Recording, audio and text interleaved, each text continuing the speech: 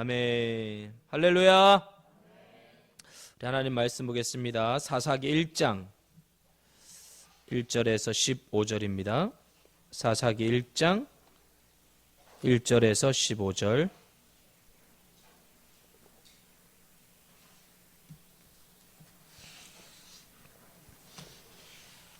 사사기 1장 1절에서 15절 교독하겠습니다. 여호수아가 죽은 후에 이스라엘 자손이 여호와께 여쭈어 이르되 우리 가운데 누가 먼저 올라가서 가나안 족속과 싸우리이까?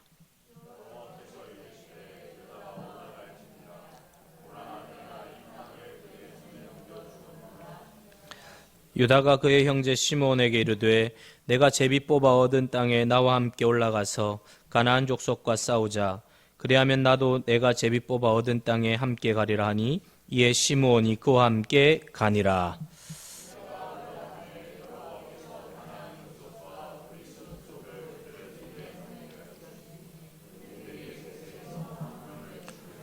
또 베색에서 아도니 베색을 만나 그와 싸워서 가나안 족속과 브리스 족속을 죽이니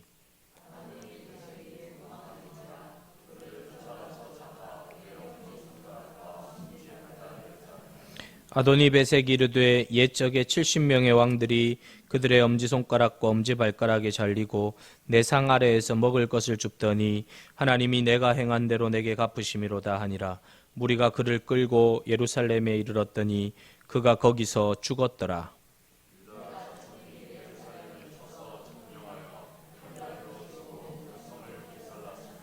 그 후에 유다 자손이 내려가서 산지와 남방과 평지에 거주하는 가나안 족속과 싸웠고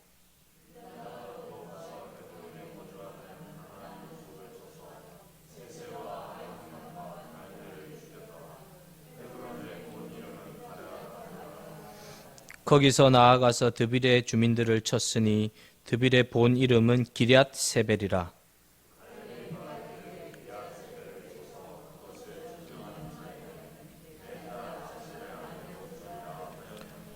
갈렙의 아우 그나스의 아들인 온니엘이 그것을 점령하였으므로 갈렙이 그의 딸 악사를 그에게 아내로 주었더라.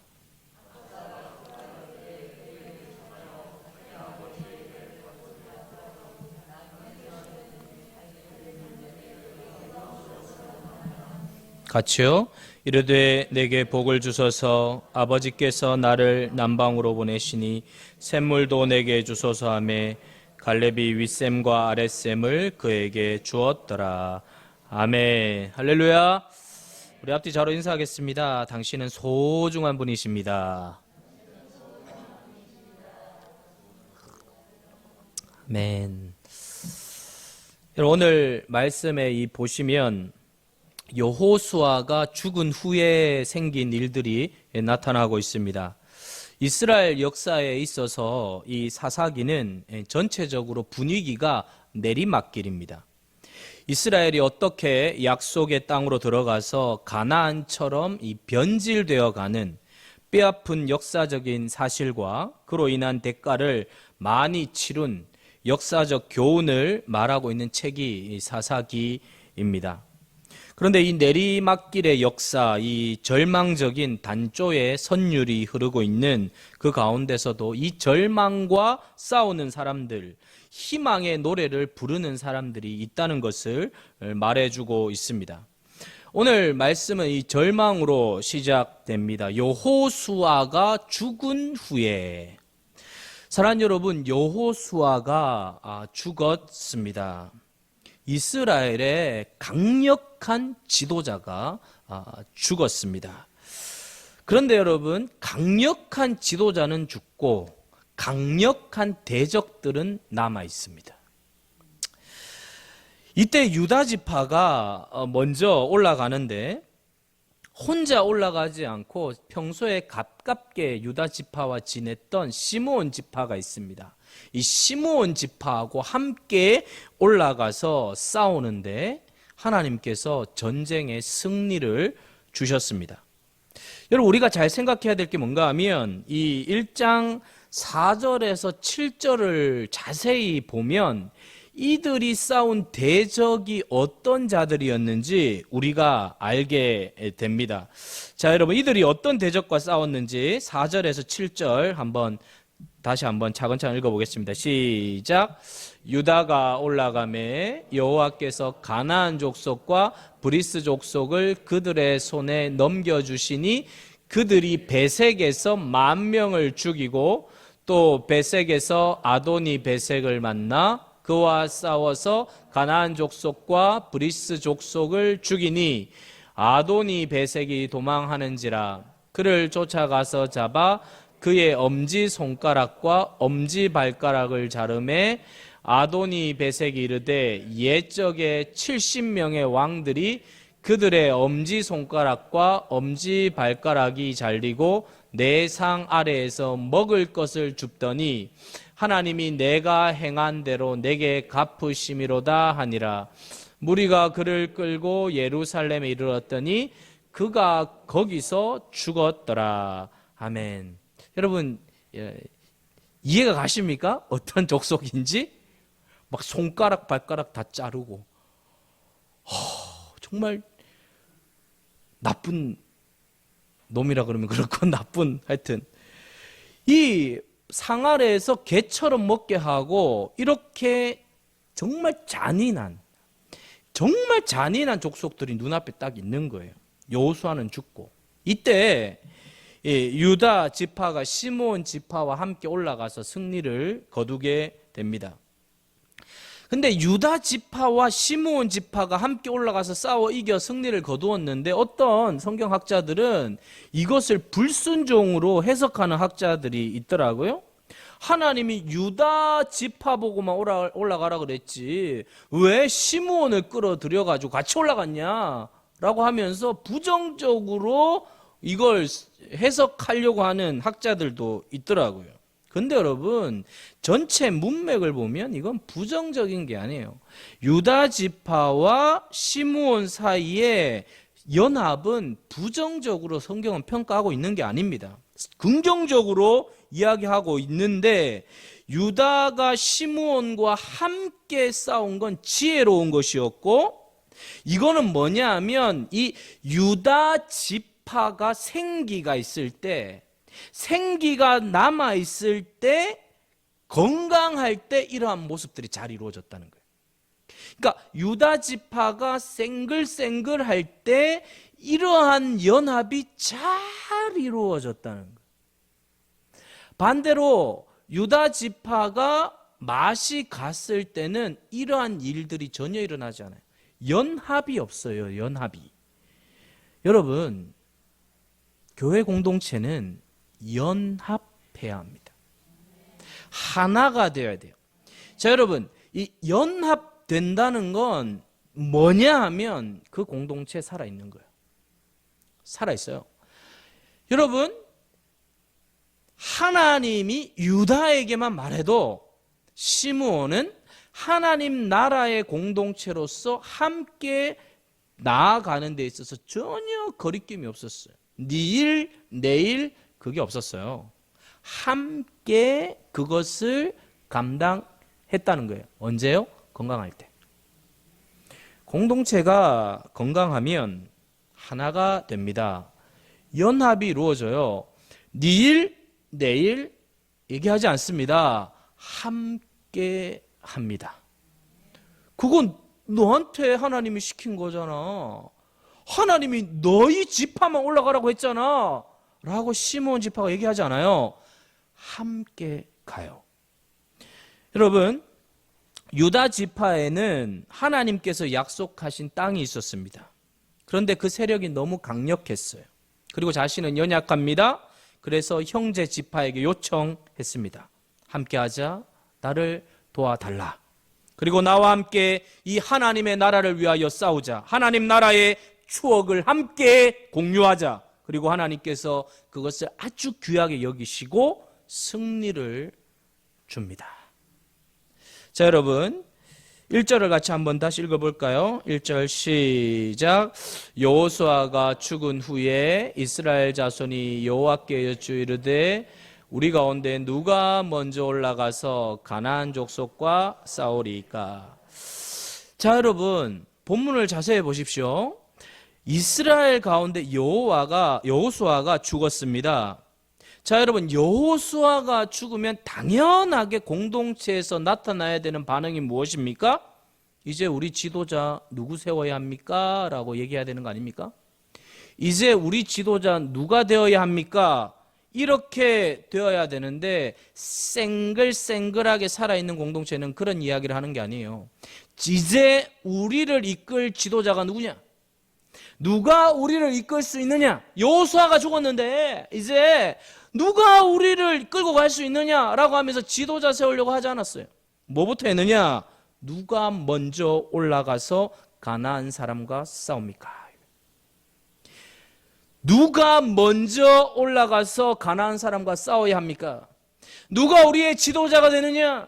누가 우리의 리더가 되느냐? 이게 아니라 하나님, 우리 중에 누가 가나안 족속과 싸워야 합니까? 라고 하면서 우리 중에 누굽니까? 라고 물었던 거예요. 여러분, 이게 다른 거예요. 이게 하나님 백성들의 존재 이유가 뭐냐? 이스라엘 백성들이 택함을 받고 이렇게 하나로 뭉쳐있고 사명을 받은 이유가 뭐냐? 누가 여호수아를 대신해서 우리를 이끌 것이냐, 이게 아니라 누가 이제 하나님의 나라를 위하여 일어나서 싸울 것인가? 이렇게 질문이 된다는 거예요. 질문이. 여러분, 이 모습은 이스라엘 공동체가 그나마 깨어 있을 때 나타나는 모습이에요. 그러니까 여러분, 공동체가 죽으면요, 우리 지도자가 누구냐? 누가 우리를 이끌지? 거기만 몰두하는데, 공동체가 살아있을 때는 누가 일어나 하나님의 나라를 세울 것인가? 주여, 제가 일어나야 합니까? 제가 섬겨야 합니까? 제가 가야 합니까? 무엇을 해야 합니까? 무엇을 내가 감당해야 합니까? 라고 질문을 던지는 거예요. 질문을 던지는 거예요. 하나님, 내가 이 상황 속에서 무엇을 해야 하나님의 뜻이 이루어집니까? 이건 공동체뿐만 아니라 개인도 마찬가지예요. 죽은 영혼은 누가 이끌어? 누구야? 이제 살아있는 영혼은 주여, 내가 뭘 해야 합니까? 뭘 해야 합니까? 여기서 뭘 해야 합니까? 하나님, 해야 될 것을 보는 거예요. 하나님 앞에 묻는 거예요. 하나님, 내가 무엇을 해야 합니까? 여러분, 하나님 나라에 은퇴가 있어요, 없어요? 없어요. 은퇴가 없어요. 뭐 형식적으로야 뭐 은퇴식을 하지만 하나님 나라에 은퇴 없어요. 죽을 때까지 나를 드리는 거예요. 사랑하는 여러분, 다른 게 아니라 누가 하나님의 나라를 위하여 싸울 것인가? 이것을 위하여 우리가 힘을 합치자, 싸우자, 함께 나아가자. 이게 성도의 연합의 본질이고 교회 공동체의 본질입니다. 이 연합되는 거예요. 연합. 그리고 누가 우리의 지도자냐? 여기에 몰두하지 않아요. 내가 하나님의 나라를 위하여 무엇을 할, 누가 가나안과 싸워 나아갑니까? 라고 묻는 거예요. 누가 이 교회를 세우고 누가 이 교회를 섬기고 누가 이 교회를 위하여 헌신할 수 있습니까? 전사님 찬양했듯이 주님, 내가 여기 있습니다. 나를 써 주시옵소서 라고 고백하는 거예요. 하나님의 명령과 하나님의 목적 앞에서 하나가 되어서 싸우는 것이지요. 저 강력한 대적을 향해서 우리가 하나가 되자. 이 세상 속에서 하나님 나라를 펼치기 위해서 우리의 가슴을 합치자. 사사기 말미에 하나님의 백성들이 무너져서 세상과 같이 되었을 때 이스라엘 가운데 일어났던 현상은 자기들끼리 싸우는 거예요. 자기들끼리 싸웁니다. 살아있을 때는요, 세상을 향해 나가 싸워요. 세상을 향해 밀고 나가는 거예요. 싸우는 거예요. 세상을 향해 전진하는 거예요. 세상을 향해 도전하는 거예요. 세상을 향해 밀고 나아가는 거예요. 그리고 그들의 영혼을 주님께로 인도하는 것입니다. 사랑하는 여러분, 이스라엘 안이 아니고 밖에 있는 가나안, 교회 밖에 있는 세상을 향해서 연합해가지고 복음의 횃불을 들고 같이 싸워 나아가는 거예요. 이게 건강할 때는. 이 세상이 강력하고 우리는 약하니까 우리 같이 주님을 의지해서 함께 세상과 싸우자고 했고, 바로 이 공동체의 아름다운 연합을 통하여서 하나님은 이들에게 승리를 주신 것입니다. 이들이 잘나서 이긴 게 아니라 하나님이 승리를 주셔서 이긴 거예요. 사랑하는 성도 여러분, 우리는 하나가 되어야 합니다.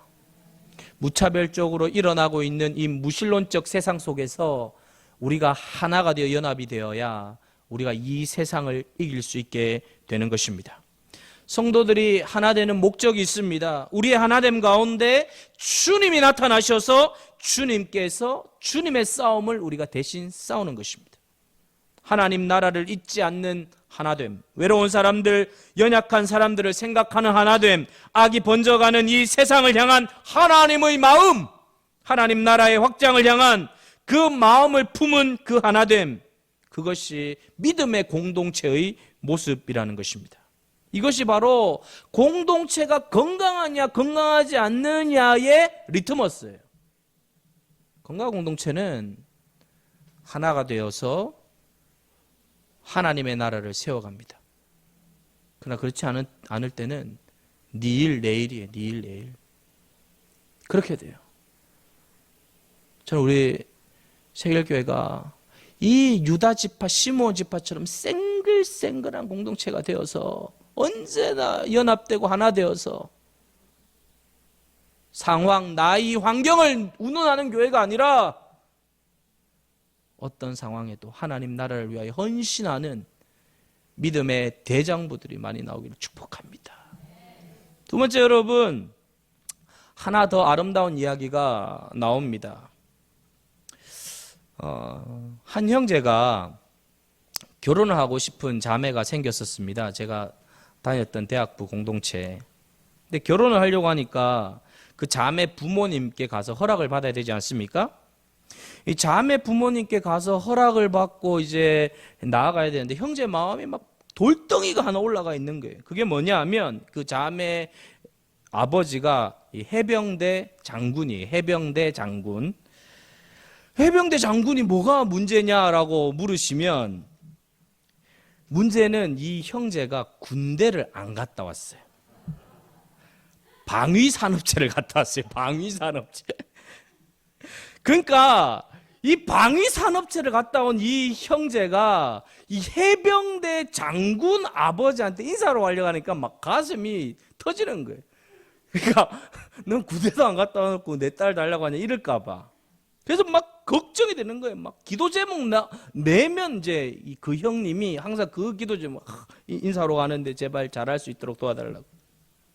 근데 봤더니 제가 이제 1학년 때니까 그 누님이었죠. 누님하고 형이었는데 이 누님도 완전히 해병대야.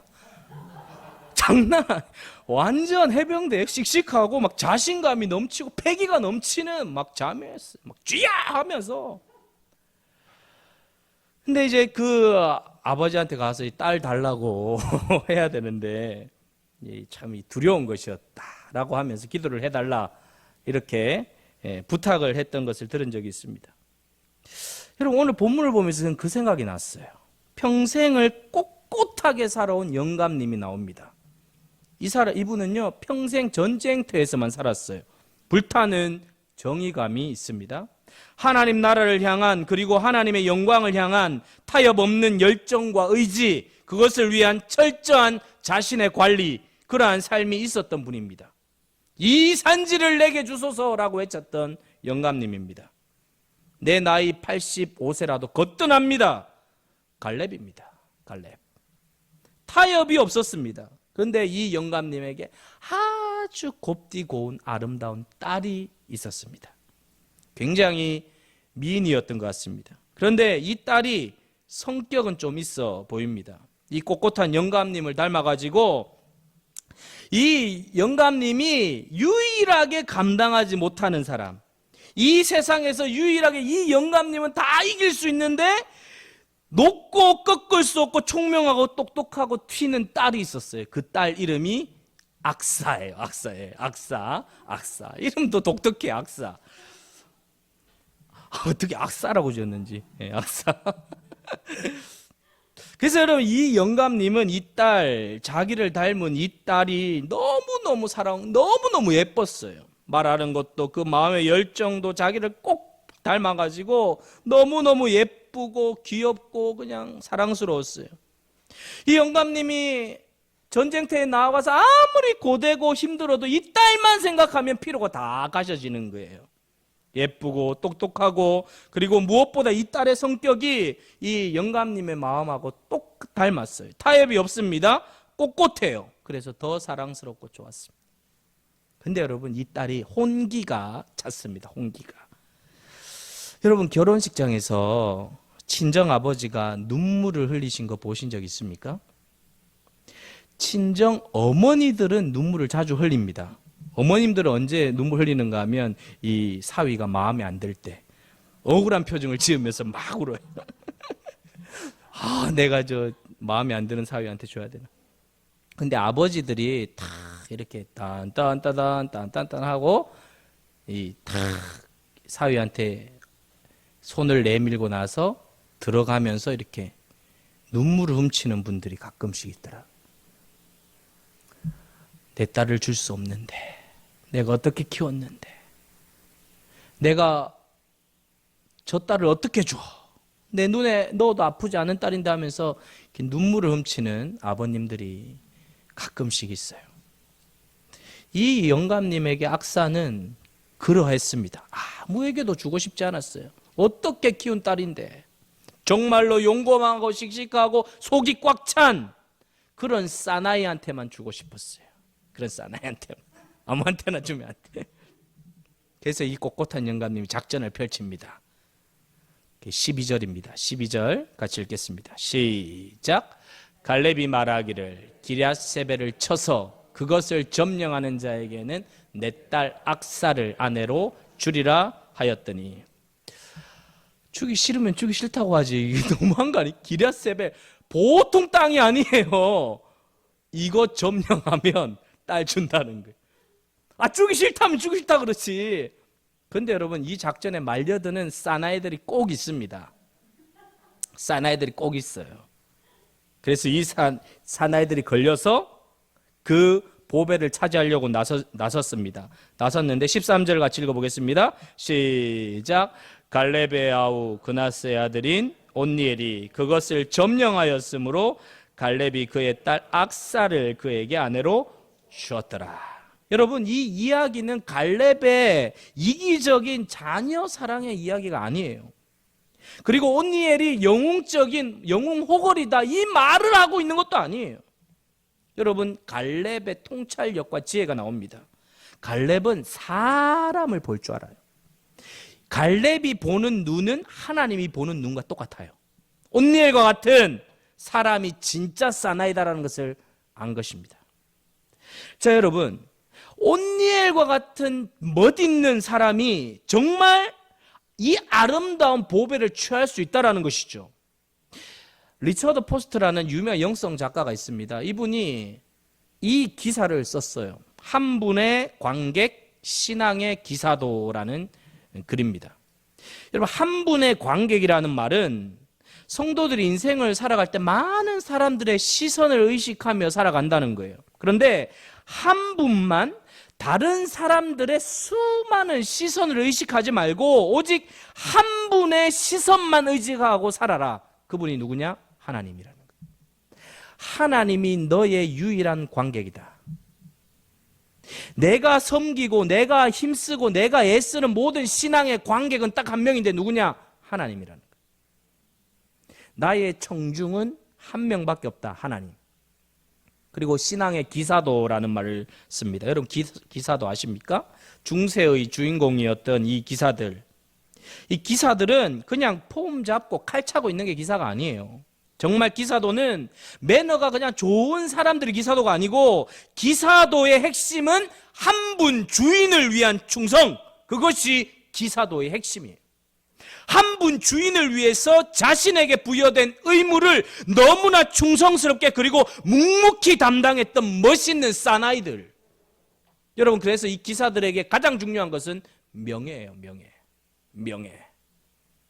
근데 이 명예라는 것이 이 기사도에서 말하는 것은 우리가 그냥 일반적으로 말하는 명예욕, 그것을 말하는 게 아니고, 기사들에게 있어서 명예라고 하는 것은 뭐냐? 나를 부르신 그 한 분, 주인에게 끝까지 충성하는 충성, 그것이 기사도의 명예입니다. 충성 이꼴 명예입니다. 여러분, 우리 신앙에도 기사도가 있다는 거 아십니까? 신앙의 기사도는 어떤 사람이냐? 그는 오직 하나님에게서만 자신의 삶의 의미를 알고 창조주 하나님의 그 힘과 에너지를 자신의 삶에 두고 살고, 신앙의 기사는 세상에서 일어난 어떤 일이든 불평 없이 묵묵히 받아들이고 신실하게 그렇게 살아가다가 걱정 없이 죽음을 맞이하는 사람이라는 것입니다. 그리고 이 신앙의 기사는 아무리 작은 직무라도 그리스도인이라는 이름에 대해서 그 명예에 걸맞게 성실하게 그 직무들을 수행하며 아무리 험난한 사명이라도 용기를 잃지 않고 감행하는 것, 이것이 바로 리처드 포스터가 말하는 신앙의 기사도입니다. 세길교회도 신앙의 기사도가 필요해요.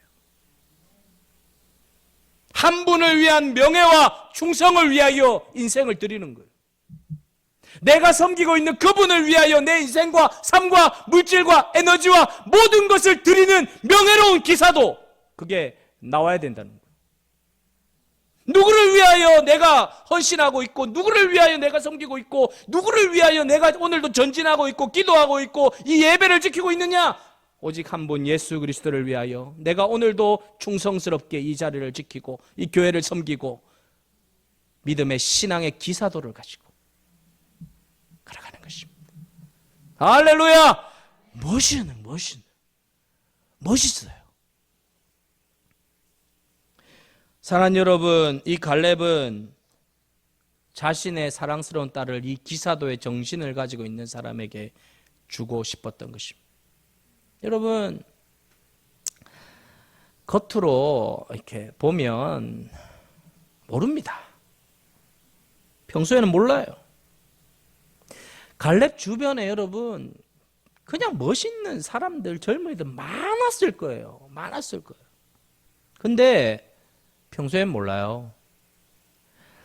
해병대 나왔다고 사나이 아닙니다. 사나이 아니에요. 제가 저기 독산동에 있던 성천교회에 있을 때 전도사님이 들어왔는데 군대 어디 갔다 왔냐고, 해병대 갔다 왔습니다. 겁도 많고, 난 그냥 육군 그냥 기계 보병인데 나보다 겁 더 많아. 해병대 사나이 아니에요. 겉으로 여러분 아무리 건강하고 잘생겨도 실제로는 중심이 텅텅 비어있는 사람들 얼마나 많은지 몰라요. 지금 더하죠. 신앙의 기사도를 가지고 있는 자에게 딸을 주고 싶었던 거예요. 한 분을 위한 충성과 명예를 가지고 자신의 인생을 바칠 수 있는 사람. 여러분, 온니엘 우락부락하게 생겼을까요? 꽃미남이었을까요? 몰라요. 꽃미남이든 우락부락하게 생겼던 그 중심은 몰라요. 한 사람 속에 감추어 있는 그 신앙의 기사도는, 그 사람 속에 있는 하나님을 향한 그 정결과 충성은, 그 용기와 패기, 하나님 나라와 하나님의 이름을 향한 자신의 정열과 충성과 명예를 걸고 그것을 위하여 살아가는 사람 평소에는 잘 몰라요. 그래서 갈렙은 수많은 유다 청년들이 있었지만 기럇세벨이라는 아주 어려운 땅을 딱 내놓고 아름다운 아리따운 악사를 딱 내놓은 거예요. 그때 온니엘이 가는 것입니다. 자, 여러분, 그러면 갈렙의 딸 악사가 예뻤을까요? 안 예뻤을까요? 아마 이뻤을 것입니다. 근데 여러분, 백보 양보해봅시다. 백보 양보해서 악사 준다고 해서 악사가 딱 나왔는데 아닌 거예요. 진짜 아닌 거예요. 가고 싶지가 않아. 악사 죽게 해놓고 악사가 딱 나왔어. 그런데 딱 쳐다보니까,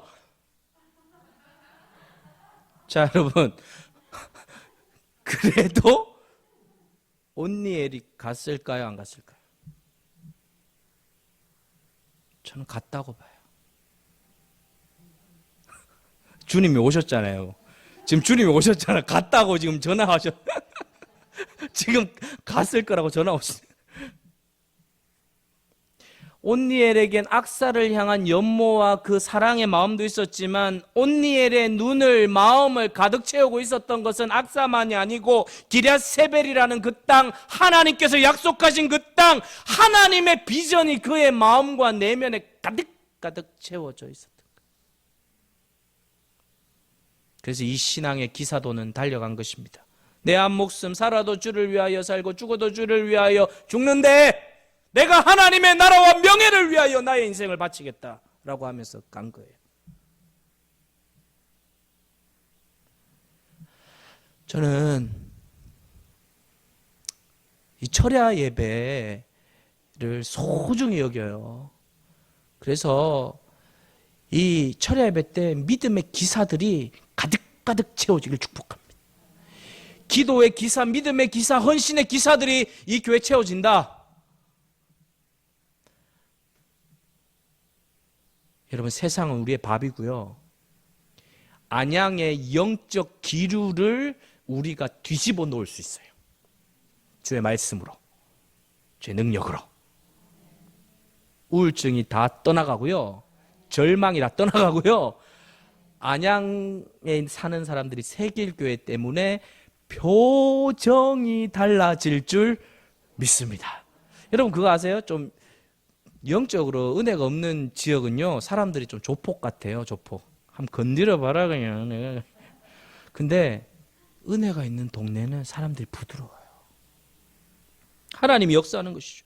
이 온니엘의 모습, 내가 주를 위하여 싸우고 주를 위하여 죽을 기회가 왔다. 할렐루야. 기회가 왔다. 사랑하는 여러분, 이 지역이 많이 바뀔 거예요. 근데 여러분, 이 지역이 많이 바뀌고 아파트가 들어오고 수많은 사람들이 밀려왔는데 우리가 이 영적인 기사도의 정신을 정립하고 있지 않으면 우리는 배타적이게 돼요.